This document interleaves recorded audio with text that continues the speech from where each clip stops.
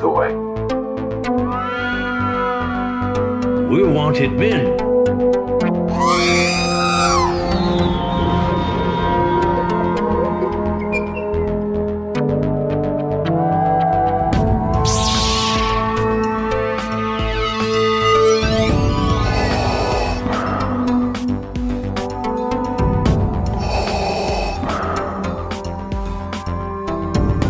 I have spoken.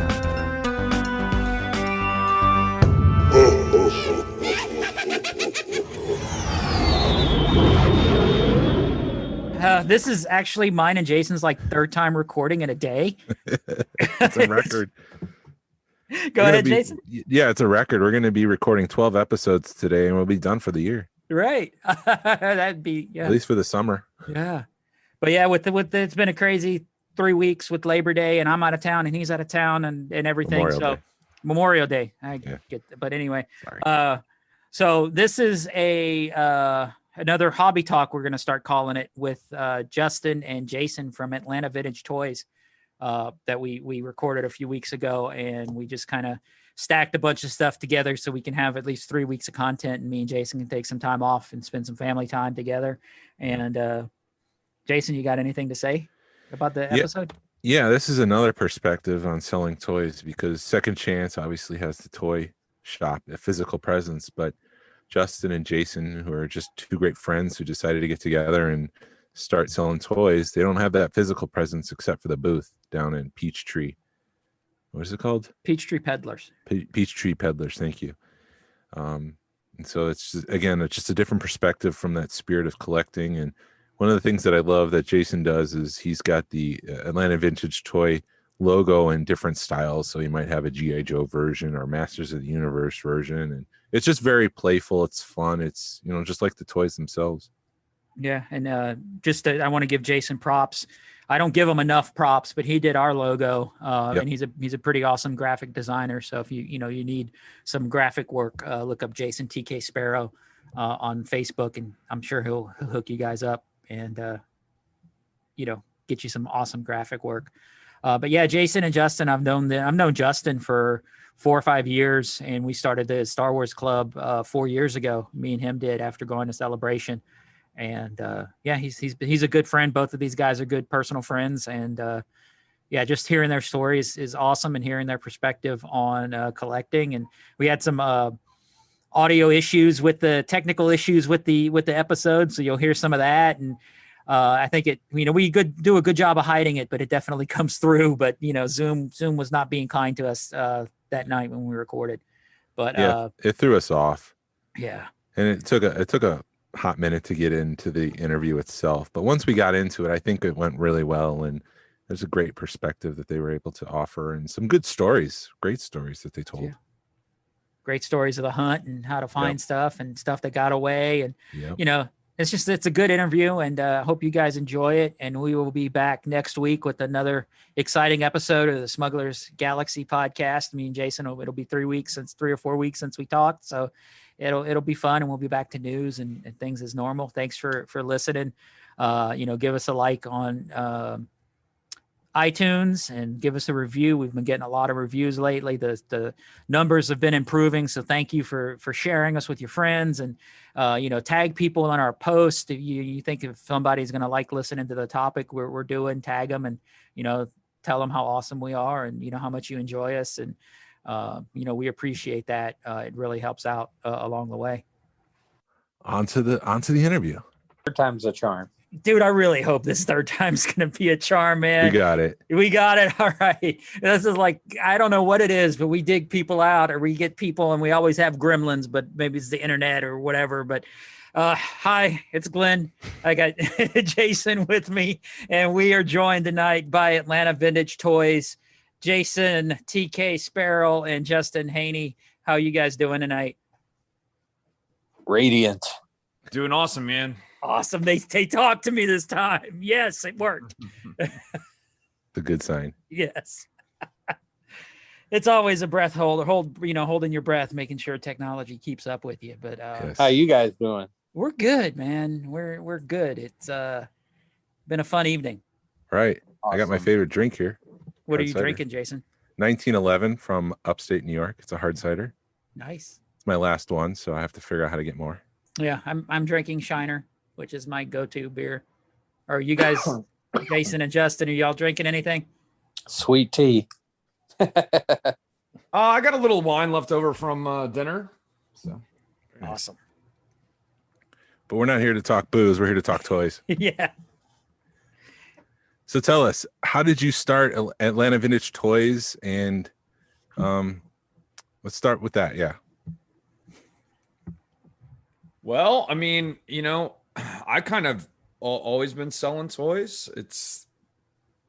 I think it's a creature of habit. The longer you go collecting, you start to accumulate too much stuff. You can't display it all.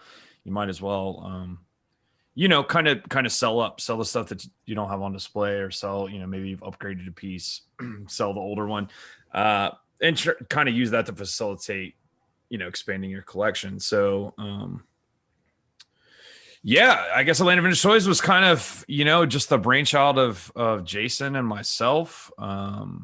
Jason has experience in like retail and selling stuff as well. So we just seem to work pretty well together. Jason's definitely the creative and the artistic background between the two of us. And I don't know. Yeah, we just kind of hit it off and it works pretty well. Yeah, we should probably preface this with, you two are both good friends who both love the Emperor, who both love Star Wars toys and vintage toys. And I mean, it's just a match made in Star Wars heaven, I guess. Yeah, I mean, that's right. Yeah, I mean, like Jason and I, we've known each other for a while. For those of you guys out there that don't know, I own a bar in Atlanta. So Jason and I met through just kind of nerdy events and stuff. Jason, obviously with the nickname TK. Jason cosplays as a stormtrooper. My wife and I, we cosplay Han and Leia. So like we were always running into each other at various events around Atlanta, Dragon Con. We even like met up at Celebration. I think that was even before Jason had really gotten like heavy into collecting. It was. Yeah, one of those older celebrations. And yeah, so I mean, we both have a love for the Emperor. We both have a love for Carrie Fisher and Princess Leia. And Jason, so Glenn and I started the club with Shane, and then we brought Narayan in, the Georgia Alliance Club. We brought Narayan in, and then shortly thereafter we brought Jason in. And I mean, Glenn, you can attest to this. Like since the start of the club, I feel like we, the admins, we talk daily, 4 to 5 times a day. It's constant. And so yeah, I mean, Jason and I just, we were both kind of selling stuff individually, and it was like, man, why don't we just, combine our efforts and go from there. So that's kind of where Atlanta Vintage Toys was born, I guess. And so you guys are doing like pre-1990 toys, right? Just to kind of frame this up for the audience. Well, yeah, I think that's what we would like to be. I mean, we've carried some more modern stuff lately, but you can definitely tell our heart and passion is into the vintage stuff. Mm-hmm. Yeah, I think there's a fine line you have to run when trying to deal with toys, and like we don't we have very little overhead. We do the majority of our sales online. The majority of our stuff is sold to clients, so like if we get a G.I. Joe lot in, we know that there's like 2 people that we immediately know to hit up and like kind of give them first right of refusal. So, we don't have a storefront. We operate primarily online and through an antique mall called Peachtree Peddlers. So it's a nice place to keep stuff stored. But I think the biggest problem with doing solely vintage stuff is there's no promise of when the next collection is going to come your way. It's hard to just guarantee that there's always stock. I mean, we're always hunting for it, but that doesn't always mean you're going to make a deal. And obviously, as you guys know, Star Wars collectors, since the Disney buyout, anything that has Star Wars on it, people just assume it's worth $1 million. So you have to educate people as well. So yeah, I mean, I think in a perfect world, it would always be vintage. I think part of the reason we don't have a storefront is because it's just hard to solely operate off of vintage. You have a really good month. Well, now you got to, you got to restock, and you can't always just do that. You don't want to overpay if you can help it.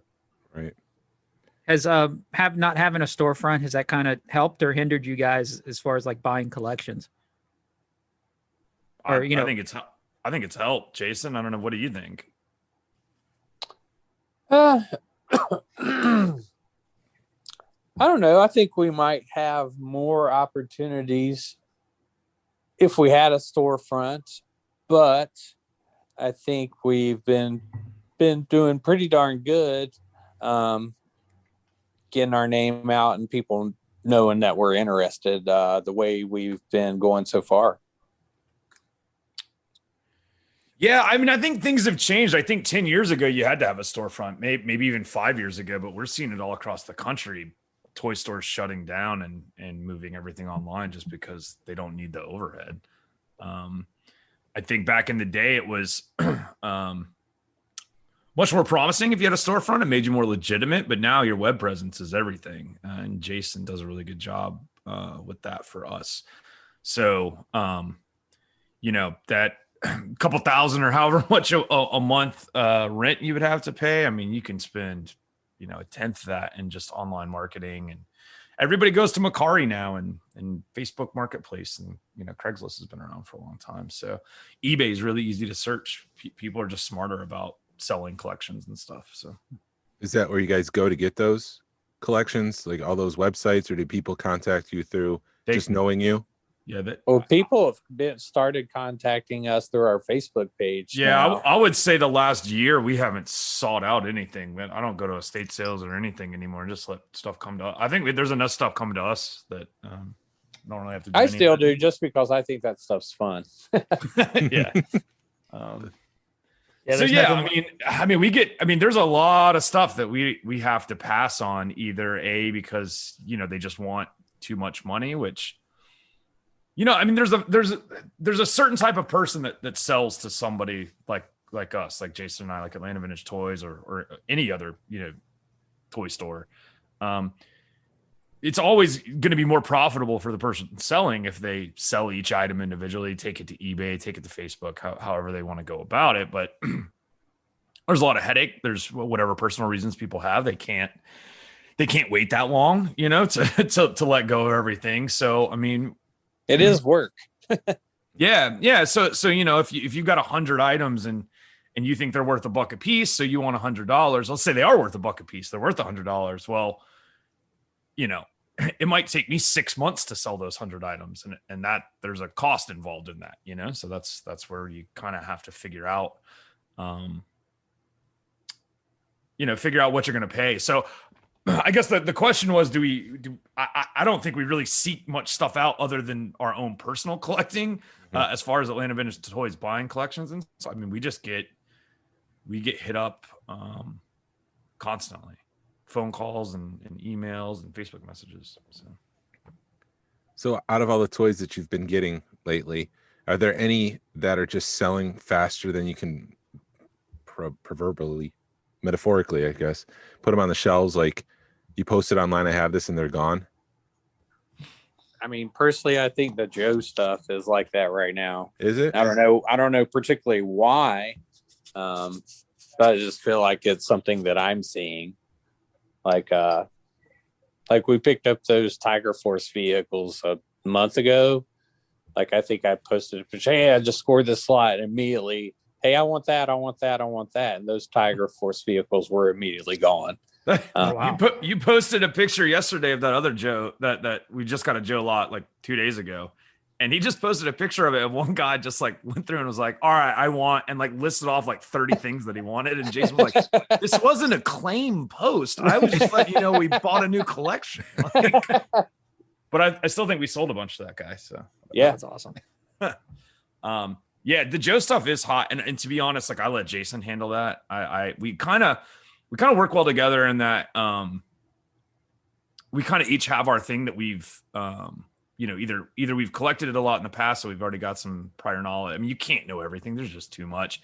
But that's always the scary thing. Like, if you want to reference Star Wars, like a G.I. Joe collector who doesn't collect Star Wars might sell a double telescoping Luke for $100, right? Because they don't know the difference. Mm-hmm. So I'm always terrified of that, right? So you can't know that about everything. But we got in one of the first huge lots we got was a Turtles lot. It was luckily it was all mint on card, so we knew it was all legit and like all the pieces and parts were there. But man, Turtles has some like really obscure variations that are like a DT Luke. I mean, obviously like the price isn't there, but I mean, it could be $20 for just the normal one, and then $200 for this like very obscure colored variation. So it's been kind of nice, like we can each kind of take on kind of our own genres and vintage toys, and obviously we both know Star Wars really well, and like Star Wars is always going to be our bread and butter, but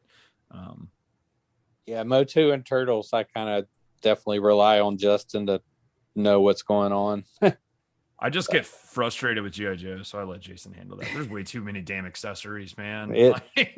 You're not wrong. Right.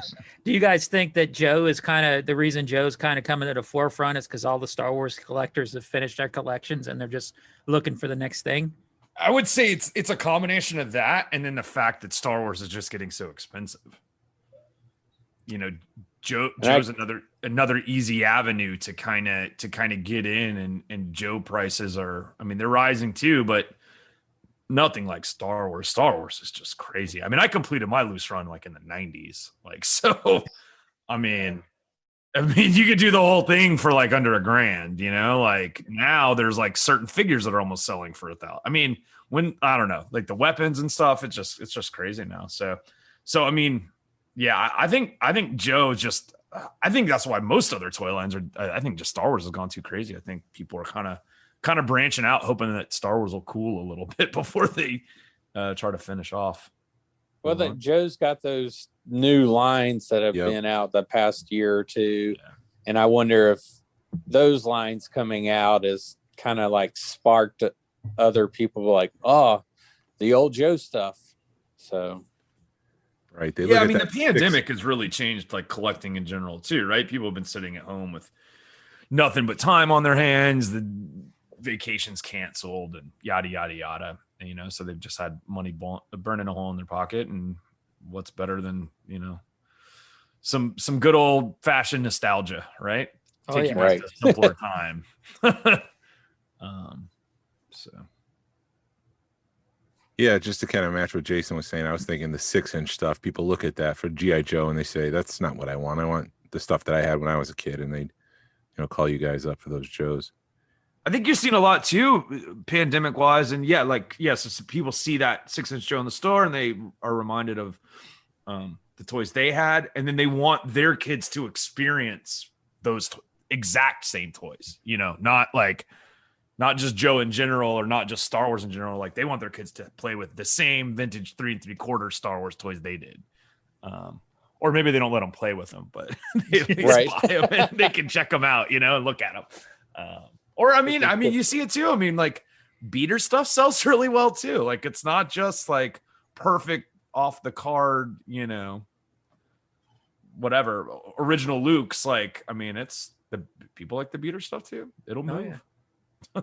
That's sort of that's sort of my wife's forte. She's like, I'd rather have a flea market find than a mint whatever, so I could definitely see the lure of the beater stuff. Yeah. Do you guys do Transformer stuff? We do. Do they sell well? They have. We don't like we got that big Transformers G.I. Joe lot the year before last, I guess, right at the beginning, and like that Transformer stuff is long gone. I mean, a lot of it was really nice though. Like, I mean, it wasn't sealed, but it was childhood collection, but like a meticulous child. Like all the inserts were perfect. It had every little part and piece and instruction manual, and the boxes were in great shape. And I mean, so I guess what I'm trying to say was it was like higher end stuff. And I mean, it moved pretty dang quick. I mean, we had like people fighting over it, like we probably could have gotten more had we held out. But that's stuff. I wouldn't say there's a lot of 70s and 80s stuff that we're not into. Right. I mean, I think one thing we kind of do focus on a little bit more, and I think something we kind of been known for is just buying higher end collections and stuff, or like the nicer stuff, like going after mint on card collections. I mean, we've had a handful of customers that have maybe not gotten out of the hobby, but like maybe they started a side focus, let's say on Transformers, and they bought a bunch of stuff from us. And then, a year later, they're like, it's not really for me. And they'll sell it back to us. It's happened. But I think we definitely try to go after, maybe collectors that are getting out of the hobby or changing focuses, or just, try to track down like the whales of collections, just the really, really nice stuff. So I think when you're dealing in higher end stuff like that, or nicer examples, it tends to sell quicker, right? Because there's always a market for the top of the line kind of stuff. So have you guys seen a lot of people trying to get out of Star Wars because it's so high right now, and it's strike while the iron's hot type thing? I haven't really noticed that, Jason. I don't know if anybody's approached you, but no, I can't. No. Yeah, not necessarily get out. I mean, because people do realize, like, if they're going to sell to us, like, we're not going to give them 100% of market value. Like, there has to be something for us. There's a reason why we're doing it, right? It is. It's to make money or to trade up or whatever. So haven't had any. I mean, I think I said it earlier. The bigger thing is because Star Wars is so hot, you get people that have like Star Wars Pez dispensers from the 90s, and they're like, give me like $5,000. And I'm like, dude, okay, stop. Like, just take 2 steps back, but I saw on eBay, and I'm like, dude, I could take lawn clippings from my front yard and try to sell them for $10,000. That doesn't mean they're worth $10,000. Like, and then you got to go down the rabbit hole of explaining how eBay works and free market and all kinds of stuff to people. But I think you see more of that, just like with how popular Star Wars is people think they have a gold mine just because it has the logo on it. Right. Yeah, that's the worst, when somebody's trying to show you something on eBay and they're like, well, it's on set, it's $10,000, and you got to look at the completed listings, that just because somebody wants $10,000. Oh yeah. I mean, even today, just today, I got 3 different phone calls about Beanie Babies. I'm like, we don't. Oh my God. That. We don't do that. Like, no. They're like, well, could you just give me a price evaluation? I'm like, how much did you pay for them? She's like, well, I bought them in store new. And I'm like, okay, they're not worth that much. Harsh realities. Yeah. I'm like, yeah, I mean, I'm honestly, I'm not that harsh with people. I'm kind of just playing it up for the podcast. But I mean, right. You do kind of have to like let people down. Like, some people think they're going to like retire, like, or they're like, I'm going to put my kid through college with this Beanie Baby collection. I'm like, you're not. Like, right. You're not going to buy your kid a textbook with the Beanie Baby collection. Like, it's rough. But I don't know. So, but yeah, I mean, I guess, Glenn, yeah, I mean, I don't think I've seen anybody trying to like fully capitalize to get out. I think people would know, like, if they, top of the market, that to do that, they're going to have to put in the effort. They're going to have to list on eBay or list in the Facebook groups and start moving stuff. But definitely have seen an influx of people thinking they've struck gold with, Bendums or Power of the Force. Oh, the Power of the Force 2 is like constant. No, they're vintage. Okay, I get it. They're old, but like, no, that's not. It's different. That's a whole. You could have a whole podcast about that, I think. But we're planning on having a whole podcast about that. That's something we're getting ready to get into. Is yeah, people have been talking about it a bit. I think I don't know. Yeah, that's I don't know. I'll let you guys handle that. There's a lot of ways that could go. Right. It's funny. What do you guys love about buying and selling toys? Jason, I know my answer. I was gonna let you talk though, because I've been talking a lot. I mean, I don't know. I started out with like, I'm just gonna get the ones that I had when I was a kid. Of course, I've gotten all of those, and I'm just gonna collect these that I liked them in the cartoon when I was a kid. Now I'm trying to get all of those.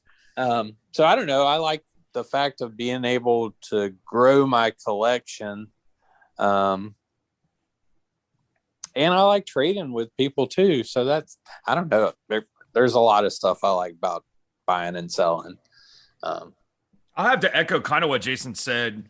I mean, we are both like heavy collectors at heart, like this isn't just a business for us. It's not really even about making money. It's about, I mean, we do like to turn a profit, because then we take that profit and we go buy more toys for our collection,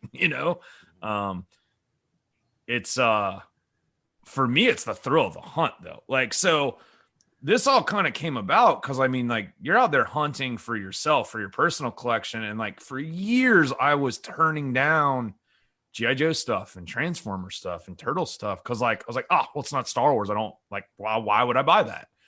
And then it was like, man, that stuff's worth a lot of money. Like, maybe I should have bought that and sold it and bought Star Wars with that money. You know what I mean? So it's like, you're already out there doing all this hunting. And I mean, I'm sure you guys, deal with it too, or, have done it too. Like, just start looking at all the stuff you're passing on. And I'm like, man, I'm spending hours and hours and hours a month, tracking down estate sales and garage sales and hitting up flea markets, when I'm on vacation. And like I should at least let my collecting habit hopefully work for me. And that's kind of where it's been. And there's nothing better than the thrill of the hunt, tracking down a huge deal and negotiating. And I don't know, just that feeling you get when you finally lock it down. And then, I don't know, man, that's some of the most fun. And I mean, for me, it's like with the Land of Vintage Toys, we can just keep buying and buying and buying, because we buy it and then we move it into somebody else's collection.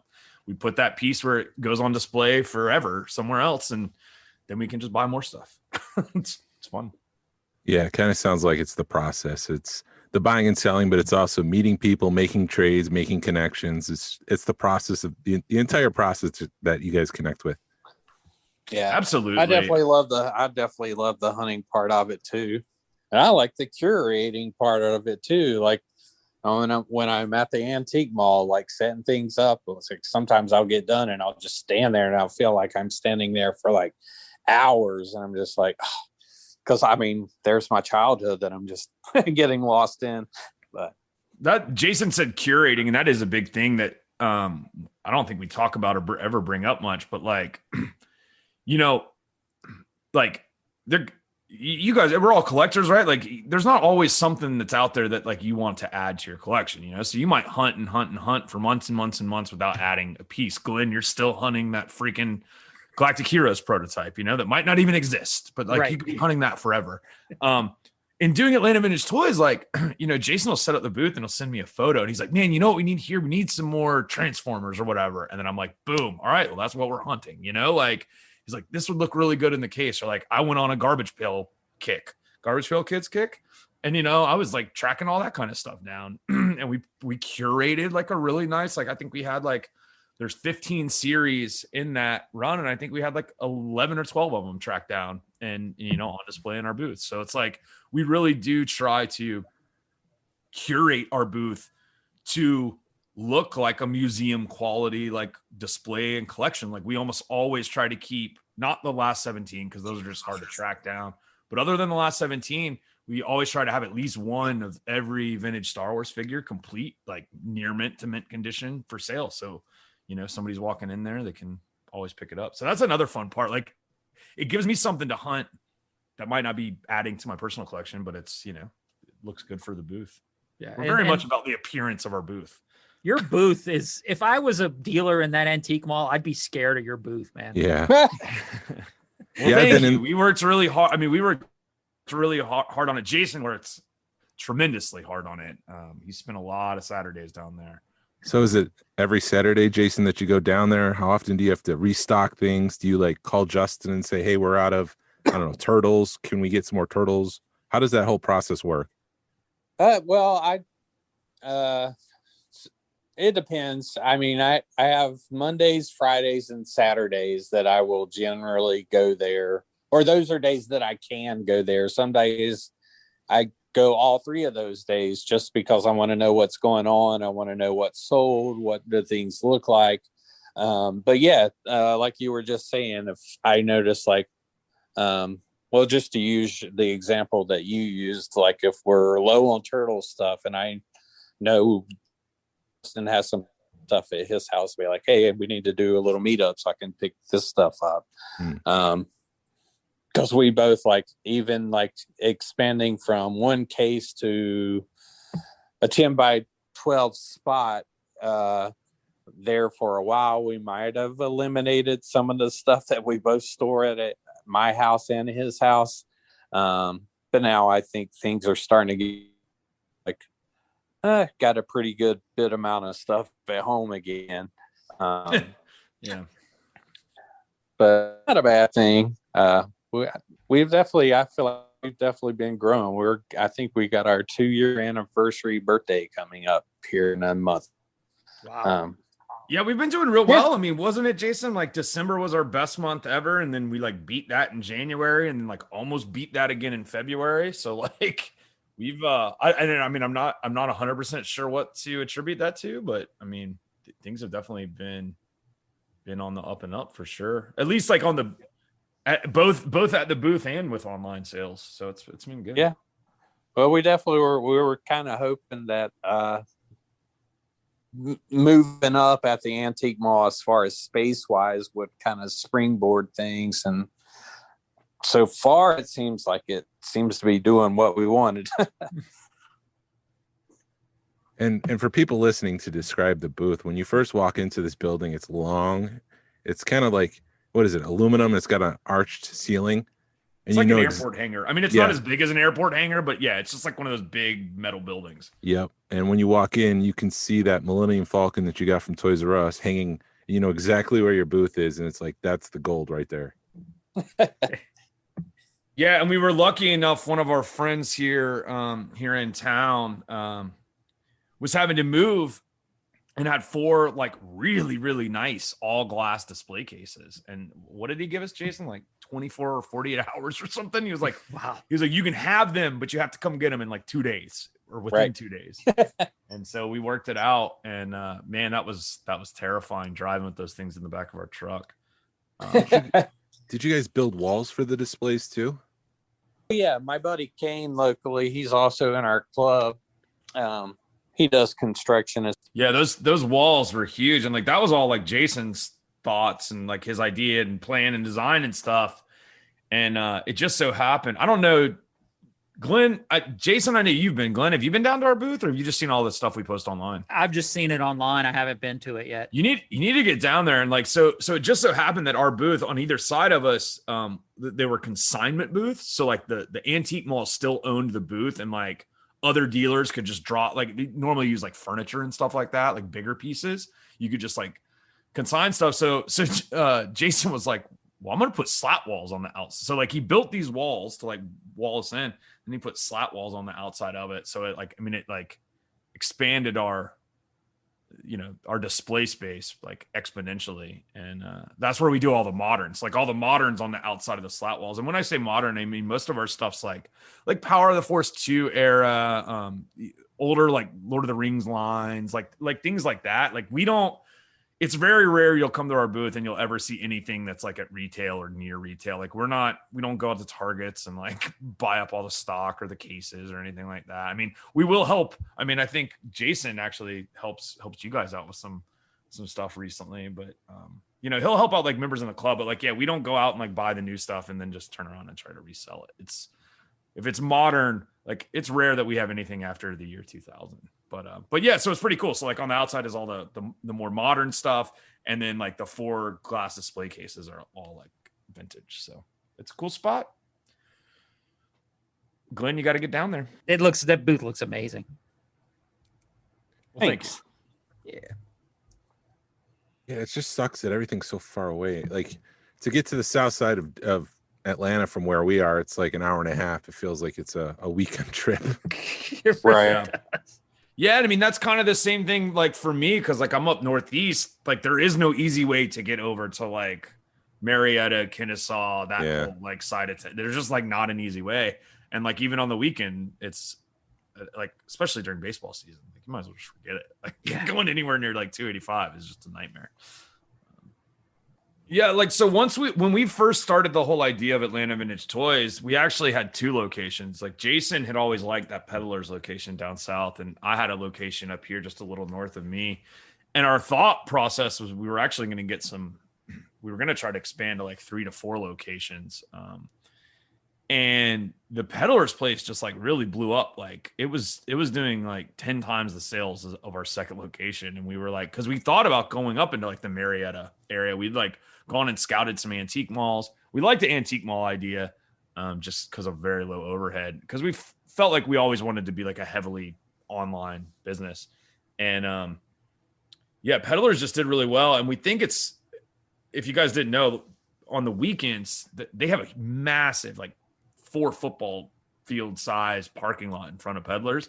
And on the weekend, it's like an outdoor flea market. Oh, so wow. like dealers can come set up for like $5 and they can like have a space. So like on the weekends, that place is crazy. Like it's open during the week, or I guess it's not 7 days. I think they're closed Wednesday. But Yeah, other than that, they're open every day, like 9 to 6 or whatever, or I think it's 10 to 6. But then on the weekend, yeah, like you can go on Saturday, and I mean, there's like 200 dealers out there, and it's like flea market style, so it's like could be anything. So we kind of really like that aspect, and I don't know if you guys been to Pendergrass lately, but it's kind of like what Pendergrass used to be. Pendergrass now is terrible. It really is. They did. It's real bad, but like it's like that kind of vibe, but it's better. Like it's like almost all the people that used to go to Pendergrass don't go there anymore, and they go down to Peddlers. What's Pendergrass? Have you seen the big Cal billboards? They might have changed the name now, but it used to be the up 85. It was considered like the largest flea market in the Southeast or something, and it used to be amazing. And like now it's all like junky cell phone accessories and like crap like that. Right. And everything repeats. Every like fifth booth is the same stuff. Yeah. It's like a dude selling socks, and then like 20 feet away, there's like another guy selling socks. And like, it's just like junky stuff like that. But it used to be like amazing. It used to be like one of the best places to go pick on the weekends. But so yeah, Glenn, if you didn't know that, that's worth the trip sometime. Go down there I'm pretty sure they do it every Saturday, but like if it's like going to rain or whatever, they'll cancel it. So you can just like check out Peddler's website. But I know that's why Jason was really high on that spot. And like, I think that's why our sales are always so good. Cause on the week, I think most of our sales come from the weekend. Oh, that's awesome. Yeah. Yes, that's pretty good. Was there ever a toy or an opportunity that got away from you that you're regretting? I mean, you kind of mentioned before, like you had opportunity to buy Turtles and Masters of the Universe way back when. You chose not to get that, but was there like one specific item that you're kicking yourself that you never got? Typically, if somebody approached me with a sale like this, I would just back away immediately. But they were basically blind bidding. So the collection was actually in Georgia. It came from the Northeast. It was this woman who had unfortunately passed away. She loved turtles, like the animal. She had like 12 of them at her home. Like I just kept imagining like a crazy cat lady, but she was a crazy turtle lady. And so for her love of turtles, it made her buy Ninja Turtle stuff starting in 88 when they were at like KB Toys. And like, from what we can tell, she wasn't necessarily a fan of the cartoon or the comic or even really cared about the toys. She just loved turtles so much. Like apparently her whole house was covered in turtle artwork and whatever. So she would go to KB Toys and buy the toys on clearance. And she had all of them. Like from 88 all the way through to like the really, really rare stuff, which I call it the cartoon card back. But like, I'm sure you guys have heard of like Hotspot and Scratch, like the 2 rarest production turtles out there. And she had like a handful of each of them. Oh my God. Yeah. Wow. Yeah. And so this guy approached us, and I mean, he said it took him 4 months to catalog the whole thing. Full spreadsheets, a photo of every single item in the collection. And it was a blind bid process. Like, and normally I would just completely walk away, but the collection was immaculate. It was like almost 2 of everything on card and then 1 open loose example, but it like she had sliced the bubbles off the card backs and the card backs were still perfect. And she had those, like, insane. Yeah. And I mean, I have no idea what the collection sold for. We didn't win. Apparently we were in the ballpark, but we had like the upper hand, as in like we could just go pick it up. So she was from the Northeast, but this was like the person she entrusted with her estate when she passed, and he lived down here, so he went up there and got it all.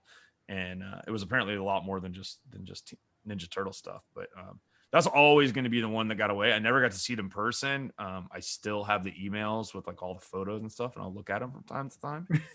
Sad about it. I'm back. Yeah, we're good. Right. So anyway, sorry guys, Zoom like really effed us over, because when me and Jason do this thing, it never kicks us off, but apparently it didn't like the fact that I had 4 people on Zoom, and I've never had this issue before, and Zoom is just being a butt. So we're starting back over again. So check. Yep, there's Justin. So you were saying about the lady with all the turtle stuff. That was the one that got away. The one that got away. Yeah, that's always gonna be the one that got away. I still have the email. I still have the picture saved on my computer. I'll look at it from time to time. I mean, it was an insane collection, and I don't know who bought it. I'd be very surprised if a collector was able to pick it up. I mean, it's possible. I think they reached out to people all across the country, though. No telling. I mean, I feel like I could spot it if it ever pops up from a dealer, because they're just gonna have one of the most amazing collections for sale. So. That'll always be the one that got away from me, I think, probably forever, because I don't think I'll ever let a collection like that pass by again. Jason, do you have anything like that? Well, for me, it was probably that G.I. Joe lot from, I don't know, 6 months ago, maybe. It was in South Carolina. I think it was a Facebook marketplace thing, and the couple had like a bunch of stuff, like still with the boxes, blueprints, everything. Like, it was really nice stuff. And I guess they had somebody coming over to evaluate the thing for them, and they ended up not selling it, at least to me. I don't know, that really sucked. It was a really awesome collection, but yeah, we've definitely had a few like that where we'll put in a lot of legwork, and like somebody will just kind of come in and swoop it up, and we try to tell people, to be wary. There's a lot of people out there that'll kind of do whatever it takes, offer up a whole bunch of money, and then when you get there in person, they're like, never mind. Like, we've had it happen on multiple occasions, and they'll end up getting less money than what we offered them, but they just kind of get backed into a situation. So, but it happens, comes with the territory. And there's a lot of people like, Jason and I, this is not our sole livelihood, right? There's some people that eat and sleep based off of the toys they sell. So we're fortunate that it's, for now, just a hobby. Say you call 10 people, how many of those 10 people are going to actually come through? Like if we know of 10 people selling stuff? Yeah. Like, you got 10 people that contact you and are like, hey, and then how many deals actually come out of that 10? Yeah. I mean, I kind of see what you're trying to get at. Like if it's let's say it's 10 collections that we're interested in, not like 10 people that have Beanie Babies for sale. Right. that's what I was going to say. If it's like 10 collections of stuff that people like, that we legitimately are interested in purchasing, I mean, I'd say, I don't know, Jason, we're probably batting 500. Okay. Oh yeah, a good number there. But I was thinking more along the lines as like, okay, 10 of them, 8 of them are going to be the Beanie Baby people. Yeah. Okay. Yeah. Out of just any, like, in a given week, typically 10 phone calls, it's like 8 Beanie Babies, 1 Power of the Force 2 collection that they want $100 a piece for, and then like maybe 1 decent lead. Okay. So you're batting basically whatever. I had somebody tell me they were like 90% of my work is just wasted because you're tracing ghost or it's junk or, so. Yeah. But like once it's something we're interested in, I mean, cause we always are stressing, like anytime we're like, hey, we buy old toys, send us a picture, cause like most of the time people, I mean, that's why they're selling it a lot of the time. They don't know what they have, or it was from their childhood. They don't remember or care, but, right. But yeah, I mean, like if we're have an idea or seen pictures and we're interested, I mean, we're probably batting 50%. I mean, we'll go pretty aggressively against after stuff. But yeah, I mean, a lot of it is just because the Atlanta Vintage Toys phone number just comes to my cell phone. So like, I mean, I've got my other businesses, like, I get my phone calls there. So I don't always know when it's somebody calling about toys, and it's just funny. Some of the people that call, like, what about Beanie Babies? I'm like, no. Yeah, you get that. Hey man, you guys buy toys? Yeah. What do you got? Oh, we've got about 1,000 Beanie Babies. Seriously, man. I mean, it happens. Like I said, like today alone, I had like 3 phone calls about it. And I mean, oh my goodness, a lot of people collect it, but like, I think maybe just because we're in the South, we get a lot of like metal cars, like whether it's like, I mean, a lot of people collect like Hot Wheels and Matchbox, but from the sound of it, it's like the older, like, like the larger scale, like the tin ones. Yeah, like tin toys. There you go. Yeah, not metal. Like, yeah, the tin toy stuff. And I'm like, I'm sure there's a market out there. One thing we don't get a lot of, which I'm very surprised, maybe because we are in the South and everybody just keeps it. Because people are always asking if we have it, but we never get offered any, is wrestling figures. So yeah, everyone's keeping it because this is the mecca collection. We got offered one collection, and it was like very early on in Atlanta Vintage Toys. And it was like 200 carded LJN wrestling figures. Oh, wow. And some guy that's local. And, but I mean, he was a collector and he knew what they were worth and he wanted like 90% of market. And I was like, these are never going to sell. Like, we would sit on those for 5 years, And like, since then, I'm like, man, maybe I should have approached that. Because I was like, man, I feel like we could have sold a lot of that. But there are definitely wrestling collectors out there. Yeah, we've gotten some of the lots of like the Hasbro, like the more like the early 90s stuff, and like, yeah, we'll put them in the case and they're gone like instantly. Oh wow. So it's a weird one. I mean, I guess I don't know. I used to watch wrestling when I was a kid, so like I'm familiar with, right, a lot of the people, but yeah, it's funny how collected it is. I mean, I guess it's not funny, but not something I was completely aware of until we started doing this. So talking Star Wars here and vintage stuff, what at the booth, what stuff is flying off the shelves? Like, Farm Boy Luke, I hear is a hot one right now. Is that what you guys are experiencing? Yeah, man. What? I'm just kind of surprised at some of the stuff that's been selling a lot lately. Like, we recently put up like a bunch of like Episode 1 Saga Micro Machines. Jason, dude, I don't know what you did with Micro Machines, but we put out like, I don't know, 80 pieces and they were all gone in like a weekend. Wow. Yeah.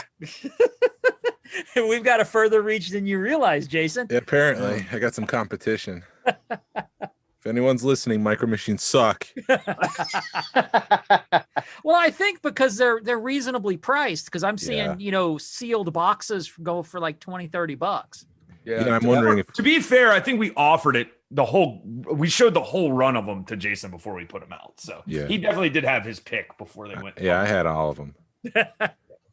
But I wonder if it's also a case of, Star Wars vintage stuff it's locking people out. Like, the cost of some of that stuff is so expensive. It's like, what else of Star Wars is out there that's more affordable? Well, Micro Machines is a great entry point. I think that's a good point, Jason. Yeah, and I still think it's the age factor, right? I mean, Episode 1 was 20 years ago. If you were an 8-year-old when you saw it in theater, it was the first Star Wars movie you'd ever seen. Now you're 28, you potentially have, a very stable job with, you might not be married or have kids yet, and you've got, extra income. Like, you're that perfect age range to like go back and relive part of your childhood. And Star Wars is, as popular as it's ever been. So, that's another reason to go back on to early on in the conversation about not being solely completely vintage, with the modern stuff, not excluding any collectors, if that makes sense. Yeah. I've always thought, I've thought for a couple of years now that the people that saw the prequels in the theater, they're getting to that range and they're getting to where they have the disposable income, and that stuff's getting ready to get hot. Yeah. I mean, they made a ton of it though, but I mean, we've seen like, I guess Jason, you did ask vintage, but we kind of skewed away from that. No, go ahead. But like, the carded, like the Power of the Force 2 era episode 1 red cards, like that stuff. They just made so much of it, and like the Attack of the Clones and like that kind of stuff. But it's like the vehicles and like the little boxed play sets and stuff like that like people didn't pick up back then, I guess. Mm-hmm. Or maybe everybody that picked it up to open it, because I mean, I don't know what you guys were doing for, during Power of the Force 2, but like, yeah, you'd buy all the 3 3/4 figures because they were easy to store and hold on to sealed or, unopened, mint on card. But I mean, you start buying all the vehicles and play sets, like that starts taking up a lot of space. So I think we've seen that stuff is like, it seems to move really quick. Like the episode 1 pod racers and stuff. Like, I mean, not that they're, hundreds of dollars or anything, but like when you get them in, they go quick. So that's interesting. yeah. We're hitting that 20-year rule with those prequel movies where 20 years later, kids are starting to buy the things from their childhood. Yeah, exactly. So that falls into that category. Yeah. Yeah, I mean, vintage to pull vintage stuff into this. I mean, the 3 3/4 complete action figures sell, and like, I mean, we've got, Jason, how many would you say we average in our booth Star Wars? Because for a while we were only putting 1 of each figure, but now you've started just like army building them in there, right? Oh yeah, yeah. Well, that has helped cut down on some of our storages at home. So if I got complete figures, I just go ahead and put them all in the case. But yeah, there are definitely more than a handful of figures that we have at least six of them complete in the case. Yeah, I mean, I would say we probably average like 150 loose figures Star Wars at any given time. And again, last 17, I mean, like when that comes in, most of the time that never makes it to the case. We'll sell that online. Right. We'll have a client or something that wants it. Or we might find a pop-up R2 and it's sold within 5 minutes in the parking lot of where we bought it. Wow. That's happened. Wow. That happened. You're welcome, Blake.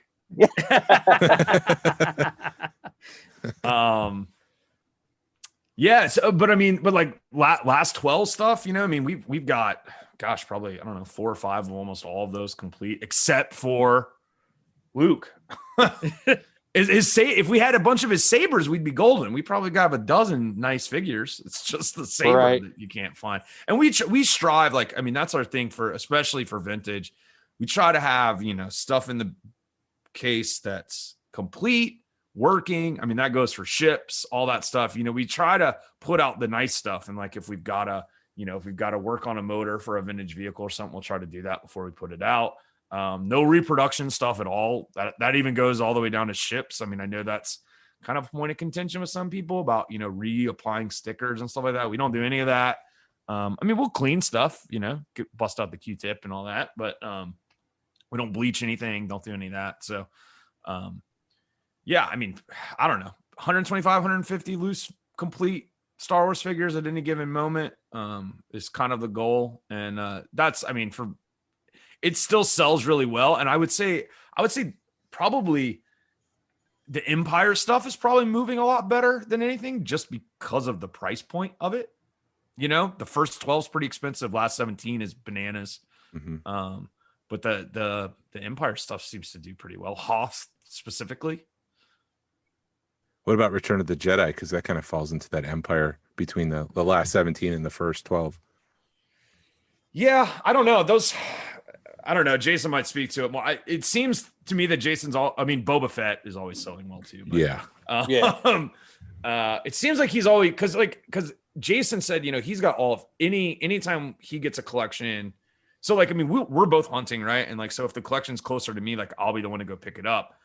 Well, the stuff I get normally gets stored away here. It doesn't go straight into the booth. So, I mean, I've got tubs of loose vintage that's not on display. And so Jason, when he's there, he'll hit me up and he'll be like, hey man, we need this, this, and this. And it just, to me, it seems like it's constantly Hoth stuff for some reason.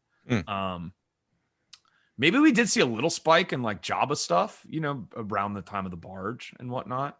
We did pretty good with like Mandalorian character figure, like Jawas and IG-88s and stuff like that around the Mandalorian. But I don't know. To me, in my head, it just seems like Hoth is moving. I think because like other than the Leia, just because of her blaster, the two Leias. I mean, the rest of it hasn't moved a whole lot, I don't think, price wise. So I think it's still pretty approachable. Cloud car pilots and let's see what else. Snow troopers, those go up just because of their accessories, but the rest of it's pretty approachable still. Has there ever been anything that you guys bought and just couldn't put in the case? You had to keep it for yourself? We have these arguments all the time. What was the last argument about? Ooh, I don't remember what Jason wanted, but Jason really, really wanted something out of a collection. And I was like, fine, just give me the boxed troop transport. I was like, because it's the variation I don't have. And so like I just settled, but I was like, if you're keeping something, I'm keeping something. But I mean, that's part of it, right? Like we're collectors at heart. So it's right. Like, you can get like, I can get as excited as I want about Ninja Turtles, but like I played with them as a kid, but like I don't have space to collect that stuff, but like when you're buying a Star Wars collection, I mean, stuff pops out. You're like, oh, yeah.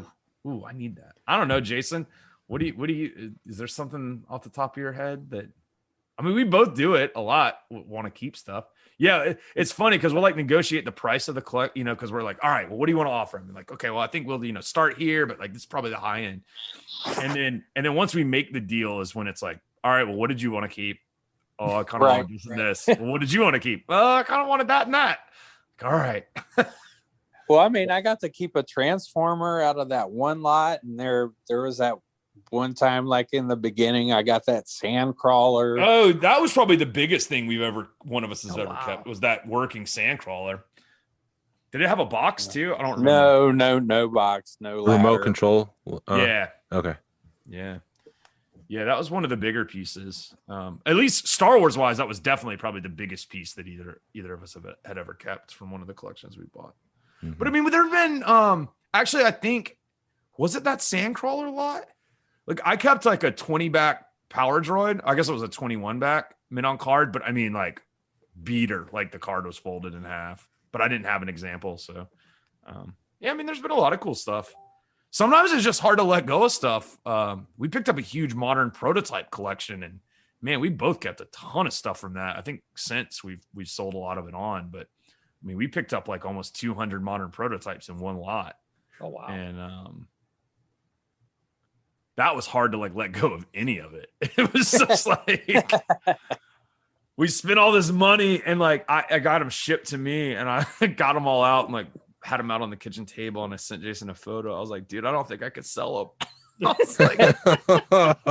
was like, I don't think I can let any go. But I mean, we definitely we kept all the there were duplicates of quite a bit of it. So like Leia's we split up evenly. I took some and I think there's still stuff in both of our collections from that lot, but we've moved a lot of it on since. So yeah, I mean, that's part of the fun of this, right? I mean, we're both still collectors, so like it's all about adding to your collection.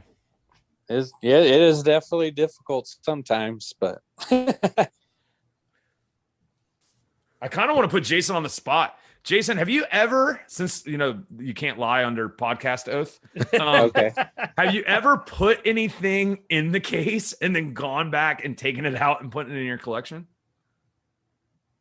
I can't say that I have, honestly. No? Okay. So it's like what? Yeah. So okay, that's kind of like once it's in the case, then it's over. But yeah. All right. No going back from that. Yeah. No.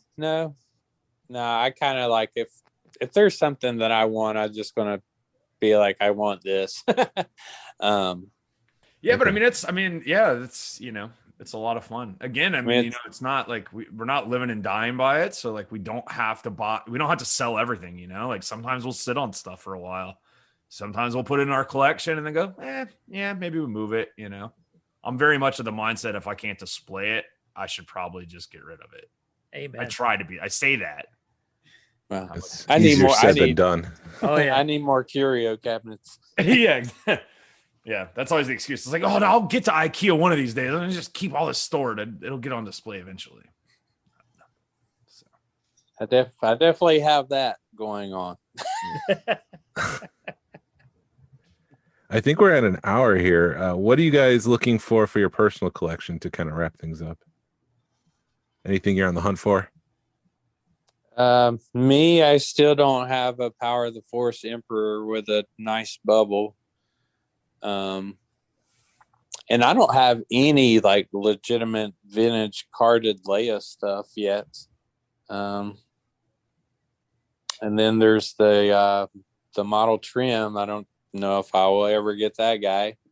But I think, and then what am I? I think I'm like 10 or 11 figures away from the 65C run. So that's just a handful of things that I need personally. And the 65C run has the little Emperor tag at the bottom, right? The sticker. You are correct. Yes. Good. How about you, Justin? For me, I mean, I've honestly been trying to scale back the quantity of what I've been buying and focus more on some bigger pieces. So I've got my sights set on a couple prototype items that I'm hopefully going to try to track down this year. Got a couple people helping me out. So just some big vintage prototype stuff. Lofty goal, but I've been doing this a long time, 25 plus years, buying and selling and trading. So just kind of want to step the game up, go big or go home, I guess. Right. Where can broke? I don't know. Whatever happens first. I remember which one. Whichever one happens first. Yeah, I guess so. So where can people find you in Atlanta Vintage Toys? Facebook? We're everywhere. Do you mean social media? Yeah, like if people listening and they say, I want to see what they have right now. Yeah. Just go to Facebook. Just at Atlanta Vintage Toys on Instagram. I believe we have a Twitter as well, but we don't use it. We just kind of wanted to make sure we got the handle. I think Facebook is the best presence platform, whatever. But yeah, Facebook is by far the best way to kind of get in touch with us. You can send us messages. Typically how things work, if we buy a collection, we do have clients both here in town and in the US and stuff. We're trying not to ship abroad right now just because it's kind of wonky. It's not very reliable. But anyway, so typically if we buy a collection, we have like a few really good clients that just constantly are picking stuff up from us. So we'll reach out to them first. The next stop in the train is that stuff will go onto our Facebook page, at least the nicer stuff. And then if it doesn't move there, we might offer it in one of the groups or just take it to the booth. So Facebook by far the best way. I mean, you're going to get first look at stuff, at least, before it reaches the booth at Peddlers. So. And I try to keep the page updated fairly frequently with like, hey, this is what's in the case, like right now. Glenn, do you have anything? Thanks for joining us. Thanks for having us, guys. Yeah, man. Thanks. This is a great conversation. I appreciate it. Yeah. I feel like we rambled a lot. Hopefully we got to some of the things you wanted to discuss. We were just having a conversation. A good one. Yeah. Nice. Learned a little bit. Thanks for joining us, guys. And look them up on the Facebooks, on the interwebs. Awesome. Atlanta Vintage Toys. Cheers, guys. Cheers. Thanks. Cheers. This is the way. This is the way.